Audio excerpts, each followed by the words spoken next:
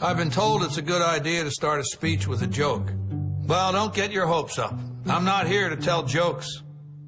I'm here to pick a fight. I'm here to pick a fight with second place. I have about as much patience for second place as I do for flies in my soup. But maybe you like flies in your soup. Maybe you like second place. Maybe you like that you gave it your best better luck next time malarkey. They spoon-feed runner-ups. Let me put it another way. If you think second place ain't such a bad deal, why don't you ask Napoleon how he felt about coming in second at Waterloo? Not so good. Not so good. And you can spare me, it's not whether you win or lose or how you play the game bullshit. I guarantee you whoever said that lost the game. Moral of the story? Come in first. Still want to hear a joke? Fine. Here's one for you. Knock, knock. Who's there? The guy that finished second. The guy that finished second who? God-like feature that only the special among us will ever taste. You know, it's something that truly exists in all of us. It's very simple. This is what I believe, and I'm willing to die for it. Period. It's that simple. I know who I am, and I know what I believe. I know who I am, I know what I believe. That's all I need to know. And that's all I need to know. So from there, you do what you need to do. You know, and I think what happens is we make the situation more complex than it has to be. Because we're looking for complexity. There's got to be something complex to understand. It can't be that easy. No. The separation of talent and skill is one of the greatest misunderstood concepts for people who are trying to excel, who have dreams, that want to do things. Talent you have naturally. Skill is only developed by hours and hours and hours of beating on your craft. I've never really viewed myself as particularly talented. Where I excel is ridiculous, sickening work ethic. You know, while the other guy's sleeping, I'm working. While the other guy's eating, I'm working. There's no easy way around it. No matter how talented you are, your talent is going to fail you if you're not skilled. You know, if you don't study, if you don't work really hard and dedicate yourself to being better every single day, you'll never be able to communicate with people, with your artistry the way that you want. So the only thing that I see that is distinctly different about me is I'm not afraid to die on a treadmill. You might have more talent than me, you might be smarter than me, but if we get on the treadmill together, right, there's two things. You're getting off first, or I'm gonna die. It's really that simple. I want my life, I want my work, my family, I want it to mean something. And it's like, it has, if you are not making someone else's life better, then you're wasting your time. Yeah, I'm gonna do it, it's done, it's already done. The second I decide it's done, it's already done. It's how we just gotta wait for y'all to see. There's a redemptive power that making a choice has, you know, rather than feeling like you're at effect to all the things that are happening. Make a choice. Like, you just decide what it's going to be, who you're going to be, how you're going to do it. Just decide. And then from that point, the universe is going to get out your way. It's like, it's water. It wants to move and go around stuff, you know.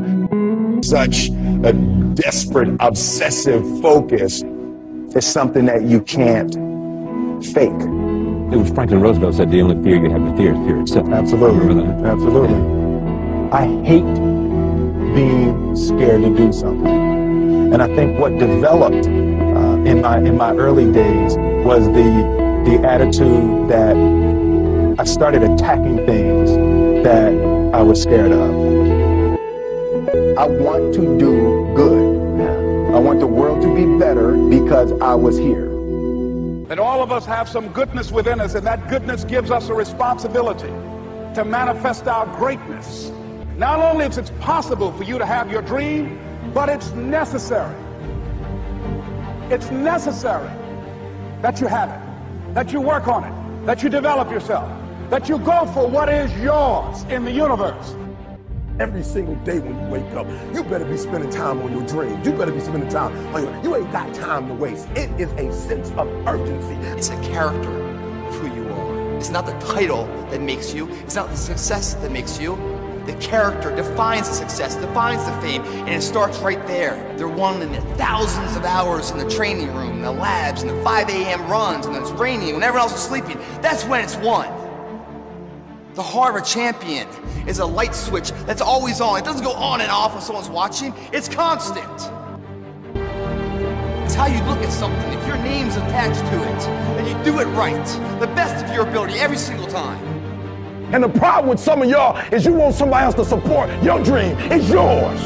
I don't owe you a dime. It's your dream. If you want it to happen, get your butt up and make it happen. If you want it to happen, rise and grind. That if you want a thing bad enough to go out and fight for it, to work day and night for it, to give up your time, your peace, and your sleep for it, if all that you dream and scheme is about it, and life seems useless and worthless without it, and if you gladly sweat for it and fret for it and plan for it and lose all your terror of the opposition for it, and if you simply go after this thing that you want with all of your capacity, strength and sagacity, faith, hope, and confidence, and stern pertinacity, if neither cold poverty, famish, or gulf, sickness or pain of body and brain can keep you away from the thing that you want.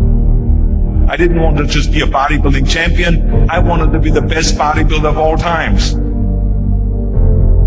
Dig deep down and ask yourselves, who do you want to be? Not what, but who. I'm talking about figuring out for yourselves what makes you happy. You have to think outside the box. That's what I believe. After all, what is the point of being on this earth if all you want to do is be liked by everyone and avoid the trouble? We have so many rules in life about everything. I say break the rules, not the law, but break the rules. I remember that after I was finished with my bodybuilding career, I wanted to get into acting. I wanted to be a star in films. Everyone had the same mind that it can't be done. Just look at your body here, this huge, monstrous body, overly developed, that doesn't fit into the movies. But, I didn't listen to all this. These were their rules. I was convinced I could do it. And then I got a big break in Conan the Barbarian. Trust yourself no matter what anyone else thinks. And then the director said if we wouldn't have Schwarzenegger, we would have to build one. Then when I did Terminator, I'll be back. One of the most famous lines in movie history, all because of my crazy accent. Just shows you never listen that you can't do something.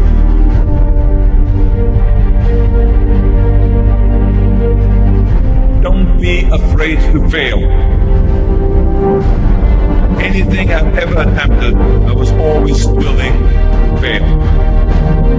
Don't be afraid of making decisions. You can't be paralyzed with fear of failure, or you will never push yourself.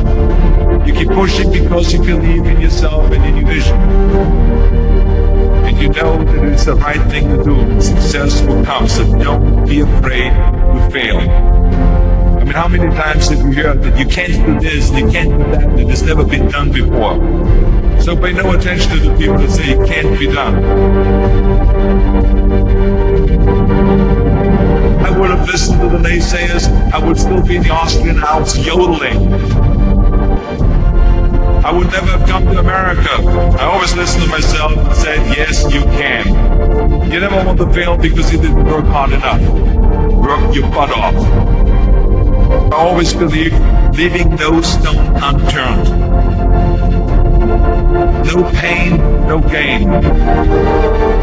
When you're out there partying, horsing around, someone out there at the same time is working hard. Someone is getting smarter and someone is winning. Just remember that. You can't climb the ladder of success with your hands in the pocket.